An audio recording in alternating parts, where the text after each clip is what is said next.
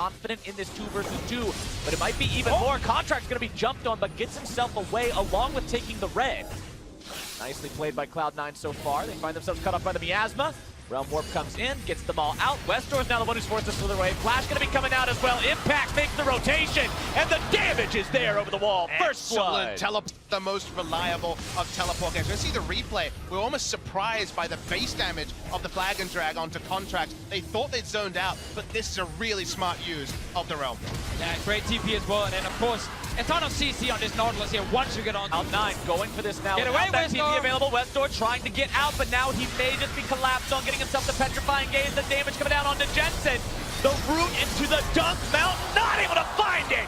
And Contracts fires the true shot barrage. Play style, sometimes you go awry. I am pretty sure HQ are saying we need a few more seconds for teleport. We can then actually fight and stop them. But because of the ulti from Ryze, the fight breaks out way earlier.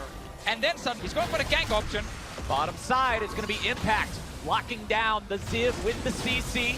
Nature's Grass comes out. Ziv trying to buy himself some time to get away from this one, but I don't think it's happening today. The damage from Jensen should be enough to take him down. Flash away. Oh. Twisted advance onto the scuttle grab, but Jensen will flash right after him, landing the root. Westor. Now Westor showing up, dropping the miasma. True shot barrage coming down. They're bringing in the cavalry, and Jensen grabs the kill onto Ziv. Now Westor sticking around a little bit too long. Petrifying gaze not quite going to be finding the stun today. Contract looking to chase him down, but now the combo isn't a look at how it happened.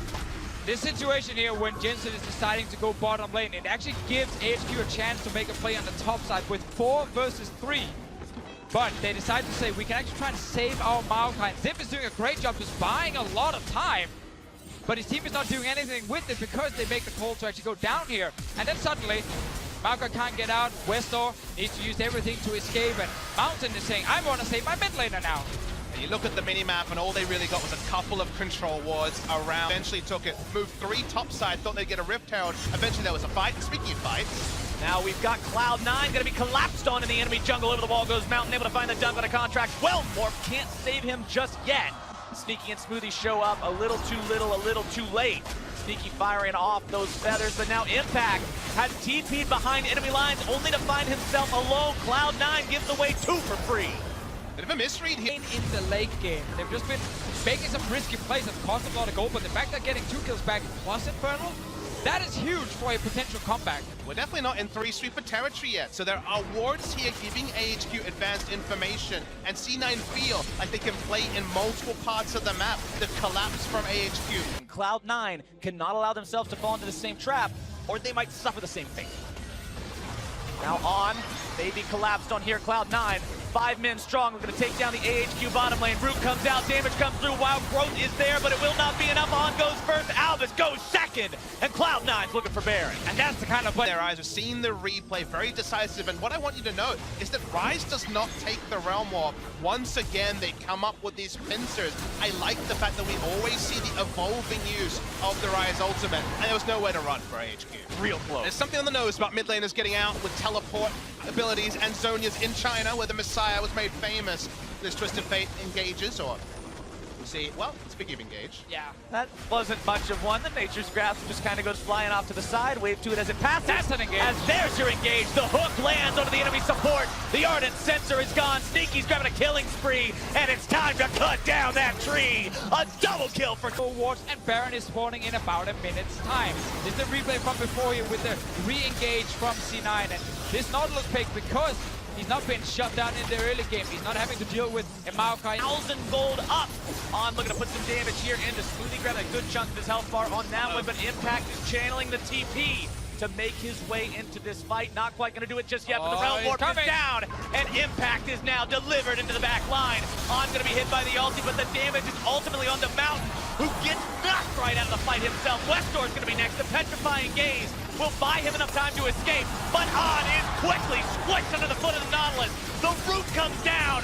Ziv is taken out just a little bit, not quite. Slight gold advantage in bot lane actually paid off because Swordart had the sensor for a potential fight, and Double is in trouble to get out of the stun after jumping up, and the Trinity Corruption is perfect! Lulu barely here in time as Double is trying to flash out of the way. The Buster Shot already used, and Double TSM looking to respond. Now bear in mind, both TPs are up, engage half. Another ulti there, Sven gonna get caught for the Wild Growth into the Gragas as he flashes out of the way. Bjergsen looks for the stun but doesn't quite get it. The ultimate from Tarek is gonna complete the rest of it, but the nom down. First blood for MM Flash Walls, they're the ones to stop. Again.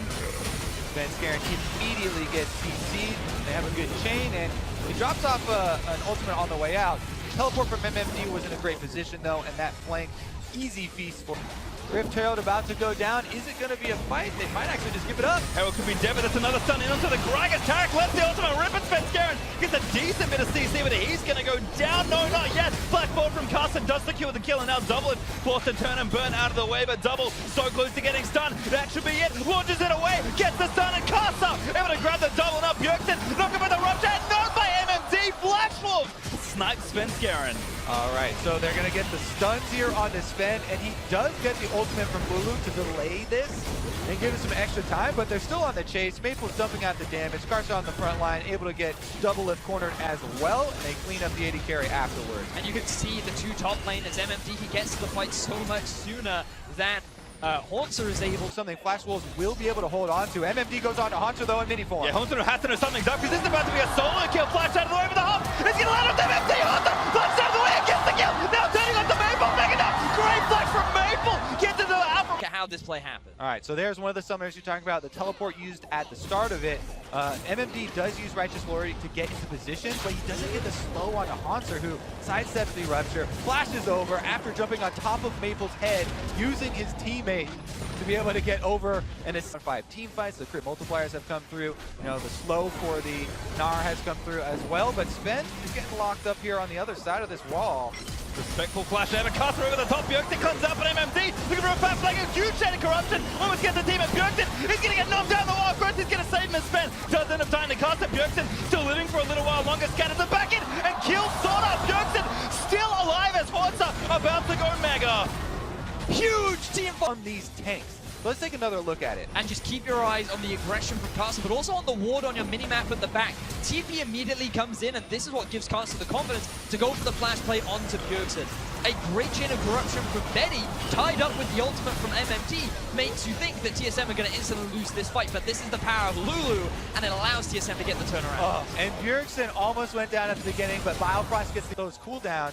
Then they would have a pretty big advantage with the re-engage. Another fight, chain of corruption, massive Spenskaren gets nailed by the ult, because Maple looks for the flank. Double Lift going to force him away, but Haunter looking to go mega. Well, Haunter has a lot of control here, gets the slows onto MMD. Stun hits one, that's MMD, could be going down the stone play. It's getting a pump, Tarek ultimate, it's going to try and save the fight, finally. Drops down and Haunter, he's just run out of health, gets away with the wild growth, but Carter flashes forward as they're trying to take down the front line. TSM just maybe have enough. Carter goes down the double lift. A little bit too deep there for the... And it all starts here. Yeah, look at this big rupture. He sees it and he goes straight for Bjergsen. The cleanse gets them out in time though, and they're able to reset basically. Sven used his ultimate to delay, and then this is the highlight we're talking about, where constantly Haunter is able to use the speed differential there on Gnar. He goes for the re-engagement. Stoneplate buys him enough time for MMD to survive for the Tarek ultimate to come down, but he still can't re-enter the fight. And there's the big mistake from Carson, flashing into multiple members, thinking that the team was there to support him. Left with Baron, and they're going to try and do as much damage as possible. Double Lift again, Carter get himself stunned. Double Lift gets himself out of the way as Carter lets the ulti rip. MMD there is a redemption. He's going to try and reset it off. Sven low, but not dead to the Tarek ultimate. But defensively, my God, a 5-man Gnar ultimate. He's going to secure the team by win. MMD down. As TSM move forward, Sorda getting taken down by Double Lift. He barely lives, but Haunter, what a massive point to safety. One in hit back up, it's just me, but TSM are playing with fire. The best hope that Flash Wolves have right now is that the ultimate from Sanjurani comes up before the Mercurial Scimitar. Note as well that the defensive item from Biofrost still on cooldown too. If they ever want to catch Double Lift, this is going to be their best opportunity. But even then, you have to get through the Lulu and you have to get through the barrier of Double. And they don't have many more minion waves to make their choice here. Top and mid are actually moving in. TSM, here we go! Sneaky ultimate finds Bjergsen! Rupture and MMD to the fire! Does go down, Sven!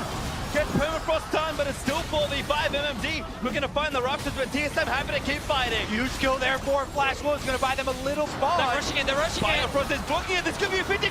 Gragas goes in! Carter secures the barrel with his fight with the team fight. Still there, Sven, he gets chunked down. big ultimates. The disengage from Sven could negate a lot of the time from the Tarek ultimate. Here it comes. Tarek ultimate in, but Benny actually knocked up just enough, but the ultimate was good from Gragas. Dublin trying to cut it out of the way, but Haunter with the blade of the Rune King that he just got is trying to fight it out. Sven though dies again to Maple, and TSM forced to play 4v5. That's one of the big tanks. Now inside the TSM base. Look, they're hitting on Going in for it now, the Redemption going to reset it all. Haunter now, Mega Casa leaps in, but Haunter needs to find the angle. TSM trying to defend their base. Whoa! It's Casa! He's going to go down! Stunned by Björk to double it! Finds the kill, 5v4 back towards the team. There is no ultimate from Cho'Gath available. He can't steal it, but Karsa could try and go for a smite. Casa, can he get in range? He's got the flash, not going to get it. Sven able to secure it. Redemption was looking for it as Maple forced to burn the package. Haunter looks for the solid flash.